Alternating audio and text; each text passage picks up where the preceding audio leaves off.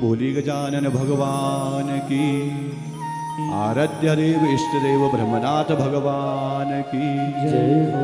सद्गुरुदेव महाराज की जय हो। सर्वे आवाहित देवी देवताओं की जय। अष्टादश महापुराण की। तो आइए मन वाणी और इस स्थान की पवित्रता के लिए मधुराष्टक की कुछ पंक्तियों के साथ आप हम सभी गायन करेंगे। अधरम मधुरम वदनम मधुरम अधरम मधुरम वदनं मधुरं नयनम मधुरम हसितं मधुरम नयनं मधुरं हसितं मधुरं हृदयं मधुरं गमनं मधुरं हृदयं मधुरं गमनं मधुरं मधुराधिपतेरखिलं मधुरं मधुराधिपतेरखिलं मधुरं गीतं मधुरं पीतं मधुरं गीतं मधुरं पीतं मधुरं भूक्तं मधुरं सुप्तं मधुरं युक्तं मधुरं सुप्तं मधुरं रूपं मधुरं तिलकं मधुरं रूपं मधुरं तिलकं मधुरं मधुराधिपतेरखिलं मधुरं मधुराधिपतेरखिलं मधुरं गुञ्जा मधुरा माला मधुरा कुञ्जा मधुरा माला मधुरा यमुना मधुरा बीजी मधुरा यमुना मधुरा वीची मधुरा सलिलं मधुरं कमलं मधुरं सलिलं मधुरं कमलं मधुरं मधुराधिपतेरखिलं मधुरं मधुराधिपतेरखिलं मधुरं गोपा मधुरा गाओ मधुरा गोपा मधुरा गावो मधुरा यष्टिर्मधुरा सृष्टिर्मधुरा यष्टिर्मधुरा सृष्टिर्मधुरा ललितं मधुरं फलितं मधुरं हरितं मधुरं हरितं मधुरं ललितं मधुरं फलितं मधुरं हरितं मधुरं मधुराधिपतेरखिलं मधुरं मधुराधिपतेरखिलं मधुरं मधुराधिपतेरखिलं मधुरं मधुराधिपतेरखिलं मधुरं बोले ब्रह्मनाथ भगवान की। प्रातः स्मरणीय आराध्य देव ब्रह्मनाथ देवता व पूज्य गुरुदेव भगवान जी वांग्मय स्वरूप यहाँ पर उपस्थित अष्टादश महापुराण व मंडपस्थ स्थित विभिन्न जगहों से आए हुए देवी देवताओं और अष्टादश पुराण वक्ता के रूप में यहाँ पर सभी विद्वान आचार्यगण वक्तागण व इस मंडप के मंडपाचार्य आदरणीय श्री गुरुजी सेमाल जी, गहरोला जी, जोशी जी व इस यज्ञ समिति के सभी कार्यकर्तागण, अध्यक्ष महोदय और सभी प्रत्यक्ष और अप्रत्यक्ष रूप से इस कार्य में जो सहभागिता निभा रहे हैं, उन सभी के चरणों में आपके इस अनुचरण का कोटिशः अभिनंदन प्रणाम।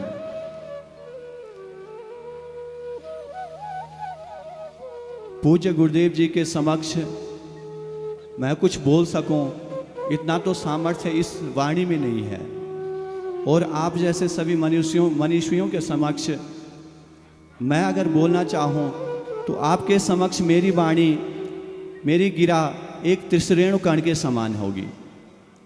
जिस तरह से प्रातःकाल सूर्य की किरणों के साथ कुछ कण दिखाई देते हैं, उस कण से भी कोई छोटी अगर कोई कण हो तो शायद मैं वो भी आपके समक्ष नहीं हूं। लेकिन आराध्य देव ब्रह्मनाथ की कृपा से और पूज्य गुरुदेव जी के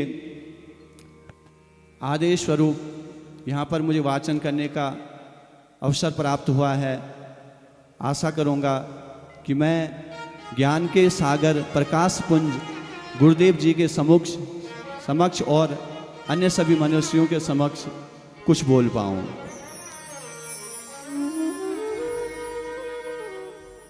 श्रीमद् भागवत महापुराण, जिसमें इसके अर्थ पर अगर हम थोड़ा विचार करें तो इसकी व्याख्या करना मेरे बस में तो नहीं है, क्योंकि गुरुदेव जी के सामने और ज्ञान के प्रकाश पुंज हमारे समक्ष हैं, तो आप इसका वाचन कर भी रहे हैं, जिसका हम अवगाहन विगत दिवस से कर रहे हैं, वह आगे करेंगे।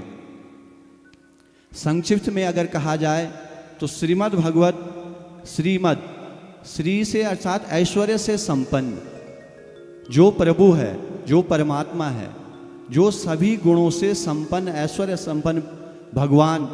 और भागवत शब्द का अगर हम अर्थ करें तो भागवत शब्द का अर्थ कई व्याकरणों ने, विद्वानों ने अपने अपनी तरह से विस्तृत कहा है। सूक्ष्म में अगर एक तत्वार्थ में अगर इसकी बात करें तो भागवत शब्द में भा जो सबसे पहले वर्ण आता है, उससे जो है भा अर्थात भूमि, और भा में जो आ आता है उससे आ अर्थात अग्नि।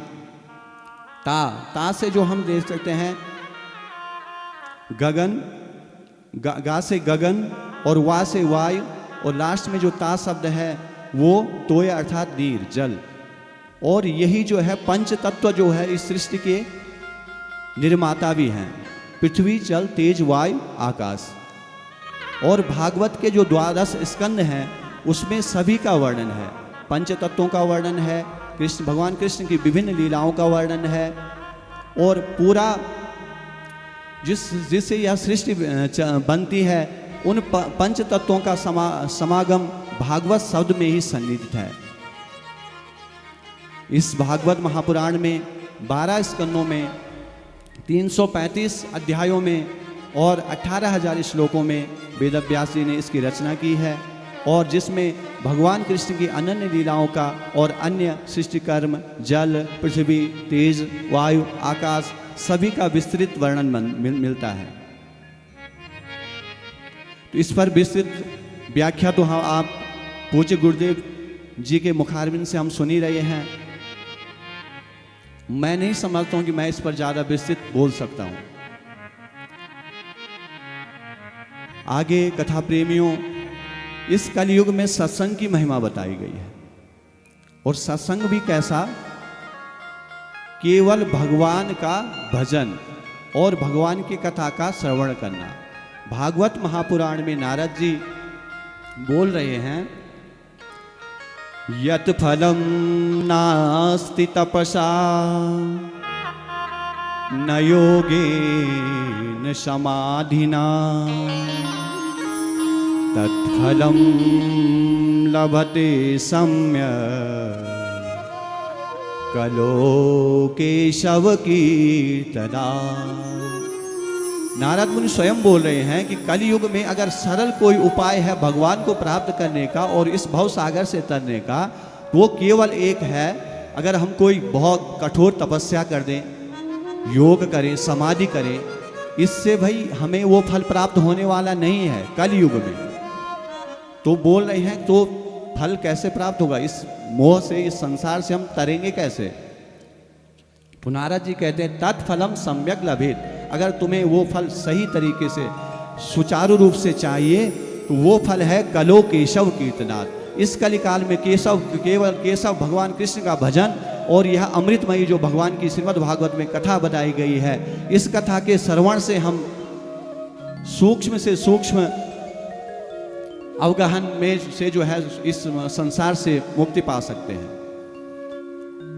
और भगवान के प्रति हमारा जो लगाव हो वो क्षणिक न हो, वो लगाव आजीवन रहे। और वो लगाव कैसा रहे?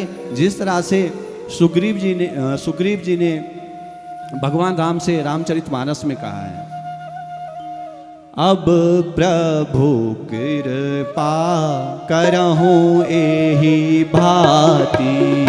अब प्रभु कृपा करहूँ एहि भांति।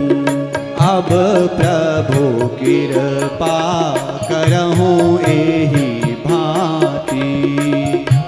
प्रभु कृपा करहि एहि भांति। सब तजी भजन करहूँ दिन राति। सब तजी भजन करहूँ दिन राति। अब प्रभु जतन करहूँ एहि भांति। अब प्रभु जतन करहूँ एहि भांति। सब तजी भजन करहूँ दिन राति। सब तजी भजन करहूँ दिन राति। हे प्रभु, हे मेरे ईश्वर, मेरे में अगर विराग आता है, आपके प्रति अगर मेरी भक्ति बनती है, तो मैं क्या करूं? अब कुछ ऐसा जतन कीजिए कि मैं दिन रात जो हूं आपका सुमिरन करूं, और वो सुमिरन क्षणिक न हो बल्कि आजीवन में आपके पदों चरणों से लगा रहूं और आपकी भक्ति में अपना ध्यान लगाए रखूं। एक दूसरी चौपाई में बाबा तुलसीदास लिखते हैं, कल युग केवल नाम आधारा। कलियुग केवल नाम आधारा। कल युग केवल नाम आधारा। कलियुग केवल नाम आधारा। सुमरी सुमरी नर उतरहि पारा। मेरे सुमेरे नर उतरहि पारा। सुमरी सुमरी नर उतरहि पारा। सुमेरे सुमेरे नर उतरहि पारा। काम करते रहो, नाम जपते रहो। काम करते रहो, नाम जपते रहो। काम करते रहो, नाम जपते रहो। काम करते रहो, नाम जपते रहो। कृष्ण गोविंद गोपाल गा गोविंद गोपाल गाते चलो। कृष्ण गोविंद गोपाल गाते चलो। कृष्ण गोविंद गोपाल गाते चलो। आगे पूज्य गुरुदेव के समक्ष मैं कुछ बोलूं, इतनी हस्ती तो मेरी है नहीं, लेकिन भगवत कृपा से और पूज्य गुरुदेव जी के आशीर्वाद से केवल एक श्लोक की भागवत के साथ अपने वाणी को विराम दूंगा। आदो देवकी गर्भ देव गर्भ जननम गोपी गृहे वर्धनम माया पूतन जीव पाप हरणम गोवर्धनो धारणम कंसद्वेदन कौरवादिहननम कुन्तीसुता पालनम एतत् श्रीमद्भागवत पुराण कथितम श्री कृष्ण लीलामृतम। इस भागवत महापुराण में भगवान की अनन्य लीलाओं का वर्णन किया गया है, जिसको इस श्लोक के माध्यम से संक्षिप्त अति संक्षिप्त में बताया गया है। सर्वप्रथम भगवान ने माँ देवकी के गर्भ से जन्म लिया, पश्चात उन्होंने गोपी गृह जाकर के वहाँ बड़े हुए, गोपियों के साथ पले बड़े, और माया से जो है जितने भी राक्षसों का उन्होंने हरण किया और जीव के संताप को हरण किया। पश्चात उन्होंने गोवर्धन को अपने उंगली पर धारण किया और कंस का वध करके और कौरवों का मर्दन करके और कुंती के जो शुद्ध पांडव थे उनका पालन किया। और यही जो क्या है हमारी श्रीमद् भागवत कथा है, जो श्री कृष्ण के लीलामृत से जो है सिंचित हुई है। अंत में एक श्लोक के साथ अष्टादश पुराणेषु व्यासस्य वचनद्वयम्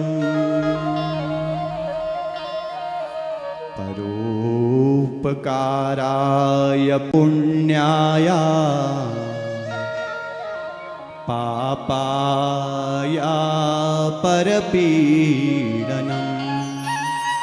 सज्जनों, ये जो हमारे अष्टादश पुराण हैं, इनका अगर हम सही शब्द में वास्तविक उसमें एक सार रूप में देखें तो व्यास जी ने इसमें एक ही बात समझाई है। अष्टादश पुराण में जो है एक ही बात कही गई है, परोपकार के समान जो है कोई भी जो है पुण्य नहीं है। हम बोलते हैं धर्म करो, कर्म करो, व्रत करो, तप करो, नियम करो, योग करो, लेकिन अगर वास्तविकता देखी जाए तो परोपकार, दूसरे का उपकार करना, हमसे किसी का बुरा ना हो, हम सभी का भला करें, उस उपकार को ही जो है उन्होंने पुण्य कहा है। पुण्य की परिभाषा उपकार अर्थात दूसरे का भला करना। और दूसरा जो वचन उन्होंने कहा है पापाय परपीडनम, पाप के समान जो है, जो पाप है वो क्या है? पर पीड़ा।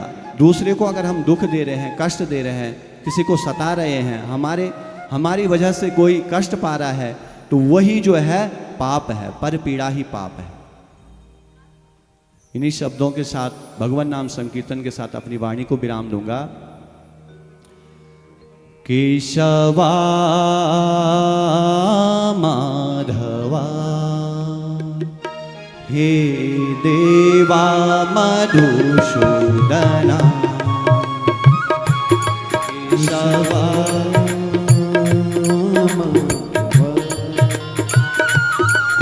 हे देवा मधुसूदना, हे देवा मधुसूदना, देवा मधुसूदना हे देवा मधुसूदना हे देवा मधुसूदना केशवा माधवा हे देवा मधुसूदना केशवा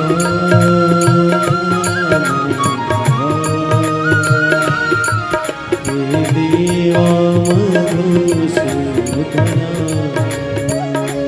हे गोपाल राधे कृष्ण गोविंद गोविंद हे गोपाल राधे कृष्ण गोविंद गोविंद हे गोपाल राधे कृष्ण गोविंद गोविंद गोपाल राधे कृष्ण गोविंद कृष्ण गोविंद गोविंद कृष्ण गोविंद गोविंद कृष्ण गोविंद गोविंद कृष्ण गोविंद गोविंद कृष्ण गोविंद गोविंद कृष्ण गोविंद गोविंद कृष्ण गोविंद गोविंद कृष्ण गोविंद गोविंद हे गोपाल राधे कृष्ण गोविंद गोविंद हे गोपाल राधे कृष्ण गोविंद गोविंद हे गोपाल राधे कृष्ण गोविंद गोविंद गोपाल राधे कृष्ण गोविंद गोविंद